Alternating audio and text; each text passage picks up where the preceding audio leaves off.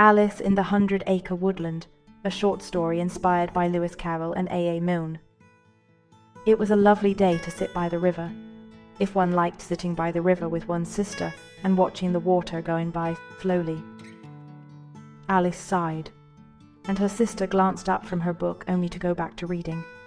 Alice sighed again, louder this time, and, with no response from her sister, she peeked over her shoulder to see what was so interesting. No pictures, not one, Alice thought. and all that reading to do. It would be so much better if books could read themselves and then tell you what they're about. Alice considered what to do rather than watching her sister read, though the hot sun made her sleepy and not very good at thinking at all. The nearby woods looked ever so much shadier than under their favourite river tree. Was it less boring there and a little bit cooler? Suddenly, as Alice stood, a very large white rabbit with extremely pink eyes bounced past her toward a nearby hedge. Perhaps it was because Alice was so bored, but she did not think it very odd at first. But the white rabbit walked upon its hind legs and wore a waistcoat. Nor did it occur to her that rabbits do not talk to themselves and say, Oh dear, I shall be late. and then take watches out of their waistcoat pockets to check the time. With a second thought, however, Alice realized it was strange indeed. So, burning with curiosity, Alice chased after the different sort of rabbit, fearing that it was heading to the hedge and a rather large rabbit hole. Oh, dear me, it's an Alice. Exclaimed the white rabbit as Alice jumped in front of it. What a curious thing to say, that I'm an Alice, like I'm an odd girl-shaped creature escaped from the zoo and running wild in its second-best Sunday picnic dress, Thought Alice. Say, White Rabbit, can you just stop a moment to talk? Alice asked quite reasonably, dancing about from side to side to prevent the dodging and bouncing creature from escaping down the hole. Aha! Oh dear, The white rabbit exclaimed as it changed course for the woods at a bouncing gallop. Alice chased her curious prey for a long while through the woods, down a windy, hilly, and mostly treesy path. Soon Alice lost sight of the white rabbit in a perplexing mist that arose around her. Oh dear, She said, sounding much like her escaped quarry. She looked back and could no longer see the trail behind her, but she could see it continuing forward. well, Thought Alice to herself. I think I am completely lost. Next time, I shall have to remember to bring a very large ball of string to find my way home. She continued walking to get out of the mist, finding herself in open woods less dense than the forest behind. I wonder how many miles I'd gone. I know what a mile is, for I've learnt this in school, but they never told me how long a mile feels when running through the forest and chasing a large white rabbit. Presently, she began wondering again. I wonder if I shall be lost forever, or perhaps eaten by a bear. I don't think I should like that much. And who will be around to feed Dinah, my cat, her saucer of milk at tea time if I'm eaten? I think people eat bears too, so maybe the bear will be afraid of me. I will just have to assure it that I would never eat a bear and that, in kind, it should not eat me. Then I will curtsy and say, "Good day to you, bear." She giggled, then sighed. I am not myself today at all, I think. Said Alice. But then who must I be? I was certainly Alice when I woke up this morning, but I know Alice never saw talking rabbits, or went exploring in the woods without a ball of string. I so wish Alice were here if I'm not her, and I so hope I'm not one of the neighbours with their noisy dog who scares Dinah, because they are boys. I certainly don't want to be a boy. She sighed again. Just moments after considering bears and maybe being a boy, Alice saw a peculiar sort of pudgy little soft bear walking along the path toward her. She quickly hid behind a tree, because just one tree further from being eaten was probably a good thing. The bear wasn't fast, stomping along on its short hind legs. It was also not very large and finning a silly song about mackerels and honey, which sounded completely horrid to Alice as a choice of cuisine. Alice decided to risk calling out from hiding. Hello. Oh, hello. The bear stopped finning, looked around, and didn't see her at all. But to be fair, she was hiding quite well behind the tree. Alice excelled in hiding of all sorts, as most of her classmates could attest. Oh, bother, Said the bear in a cute little voice. I said hello without really helloing. Hello?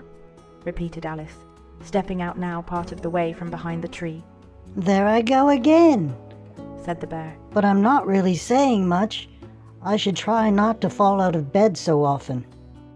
Well, Thought Alice. a bear that falls out of bed and is a little confused is probably the best kind of bear to run into in the woods. If one must run into a bear, and I'm sure Mother would say I mustn't. Hello, little bear, Said Alice, stepping out into the path. She primly smoothed her dress along the front of her leg, that it was a little bit wrinkly now after all her running, and she did fall in the thicket somewhat badly when no one was watching, so it didn't really count.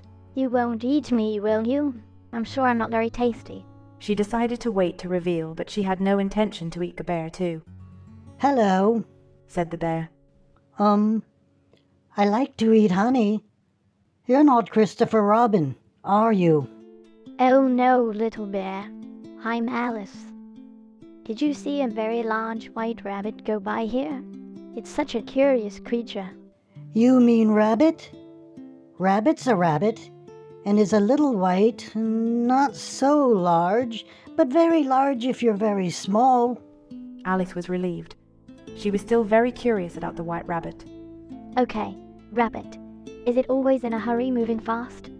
Alice fidgeted anxiously, feeling a little uncomfortable that the bear was looking up and down and around and tapping its head. Is it a distraction? Alice wondered. Before pouncing, do bears pounce? Rabbit is kind of fast. Rabbit talks fast and uses very many words, too. The bear looked at her furiously with squinty eyes, for a moment then paused.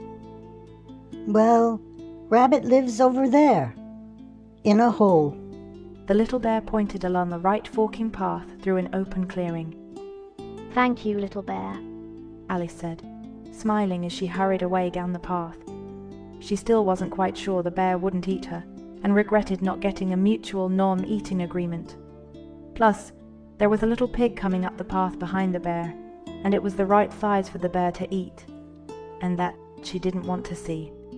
Alice, on the other hand, was pretty sure that rabbits did not eat people. Alice never found Rabbit's hole, which she didn't know was a little more than a hole.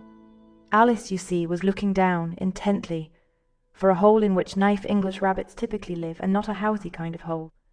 So she wandered for a little while until she found a cluster of trees all alone but growing next to a hole. A large hole. Now, it was more than just a large hole. A very large hole, admittedly. And Alice didn't know it was dug specifically for catching heffalumps, because she didn't know what a heffalump was. Alice stepped closer to the hole, which was definitely safe in cases where the hole is very small and has been around for a lot of years, but in this case the edges were just a little soft and a little crumbly. So Alice, to her dismay, tumbled head over tail feathers into the very large heffalump trap. Said Alice, laying too much upon her head with her dress, mostly where it shouldn't be and not where it should be. She righted herself and rearranged her dress. Oh, I must look in such disarray, with my second-best picnic dress all dirty and my hair all topsy-turvy. You look okay to me, for a heffalump anyway, said a voice from above. And when Alice looked up, she saw a peculiar and dour donkey face peering down at her. Oh, Mr. Donkey, I don't suppose you could help me get out of here, could you? Alice stood and waved to the donkey. I'm Alice, she said, curtsying her finest curtsy, even though one shoe was in the mud, and she felt like she was falling just a little sideways. I'm Eeyore, if you care. Said the donkey in a gloomy voice. Never met a heffalump named Alice before. Oh, Eeyore, I'm not a heffalump, Alice corrected. I can hardly be one if I don't know what one is, though I was wondering if I was Alice just a little while ago. She immediately regretted adding this little detail when her identity was in question, so she added another curtsy, figuring it couldn't hurt unless she fell down, of course. You're in a heffalump trap, so you must be a heffalump, said Eeyore. They're not very nice, heffalumps. Oh, but haven't you ever fallen in a hole before, say one for a rabbit? Would that make you a rabbit? Alice asked, certain that she could convince the morose little donkey to help her. Never fell in a hole for a rabbit without a rabbit there, said Eeyore. so I couldn't be a rabbit. But can't I convince you to help me? And that I'm not a Heffalump? Implored Alice. Well, Heffalumps don't like poetry, so I could read you a poem. Answered Eeyore. Eeyore's poem. Alice is a Heffalump. At least I think she is. But hiding her large noses, and Heffalumpy something that rhymes with is, and she doesn't like my poem, which rhymes a lot, and makes her fidget, something that rhymes with a lot, and then the poem ends with more rhymes. See? You're a Heffalump, all right. You didn't like my poem. No, Eeyore Donkey. Protested Alice. I loved your poem, although it didn't really rhyme or make sense, but rather had a certain charm. Alice smiled and curtsied, but the donkey just stared at her. Sorry, Heffalump, but here's a nice rock, kind of blue, and matches your Heffalump dress. The donkey ticked the rock into the hole with her. Alice picked up the rock and absently put it into the little pocket of her dress. But Donkey, what? Before she could ask the donkey what good was a rock when stuck in a Heffalump trap, the donkey was gone. Alice sat for some time in the large, deep and muddy Heffalump trap, talking to herself. There must be some way for a non-Heffalump girl to get out. Or perhaps the hole would have become full of girls by now. There certainly are a lot of girls in the world after all, said Alice. Just in my school alone there must be 100, and if a certain percentage, maybe even 1%, was prone to fall in Heffalump traps, then... Alice stopped to calculate, for maths was not something she was particularly fond of or good at, which was kind of the same thing. Well, I'm sure it must lead to thousands per year, Alice concluded. If we were all here, we could make a human pyramid or something and climb out. If you were in a hole, said a voice. Yes, of course, Alice said. I'm sure the maths is completely different if not a hole. She sat down and smiled, happy to think maybe she wasn't in a hole at all, and then she realized somebody had spoken. She turned to see a very large and unusual creature standing in the hole with her. Oh, hello, said Alice, certain it was best to be polite to somebody who had helpful suggestions, even if they looked a little elephant-like but skinnier, purple and pink with stripes and with 2 long elephant noses. Are you a... Heffalump? of course. Answered the creature. What else would you expect to find in a Heffalump trap? Alice thought there was a certain logic to this, of course. Though she was a girl in a Heffalump trap, so would have to be a Heffalump too. Luckily, Eeyore had told her if you fell into a hole with the very thing that belonged in the hole, then you were most likely not that thing. Oh, what a relief, thought Alice. I'm not a Heffalump. Hello, Mr. Heffalump. She curtsied again, thinking that she had not curtsied this many times in quite a long time. Miss, said the Heffalump. Sorry, said Alice, looking about for what she missed. Miss Heffalump, said the Heffalump. though clearly you don't believe me.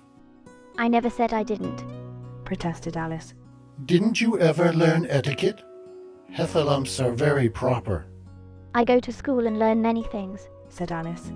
Just today I have curtsied many times, so very politely. I suppose you eat Heffalumps, or want to. Said the Heffalump. Everybody does. This is why we must hide all the time. I'm sure I would never eat a Heffalump. Exclaimed Alice. I would never think of such a thing. Oh, one look at me and you immediately think I'm not tasty? Mumbled the Heffalump.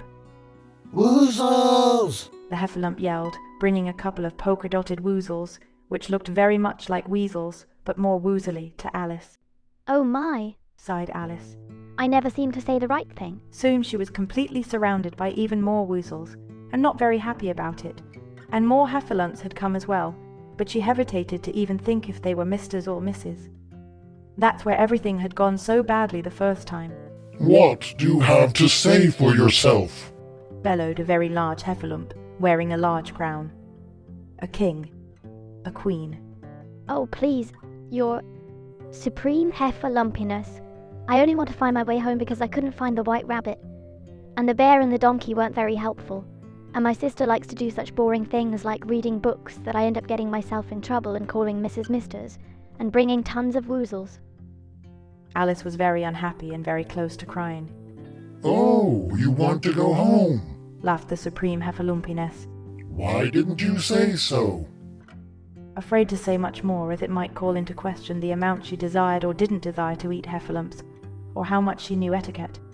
Alice merely said, Yes, please, I want to go home, back to the riverbank where my sister is. Alice curtsied again. Then just close your eyes. Said the supreme Heffalumpieness,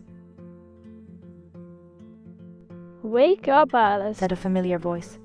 You've been sleeping forever. Oh, I had such a strange dream. Said Alice, and she told her sister everything she had seen. She was a little upset, but her sister giggled and laughed, for sisters should certainly be more polite when their younger sisters had had such a difficult and tiring dream. Let's go. It's getting late, and Mother will be looking for us. Said her sister, gathering up their blanket and picnic basket. Alice stood and noticed there was something in her pocket. She held the blue rock in her hand. Curiouser and curiouser. Mused Alice as she walked home holding her sister's hand.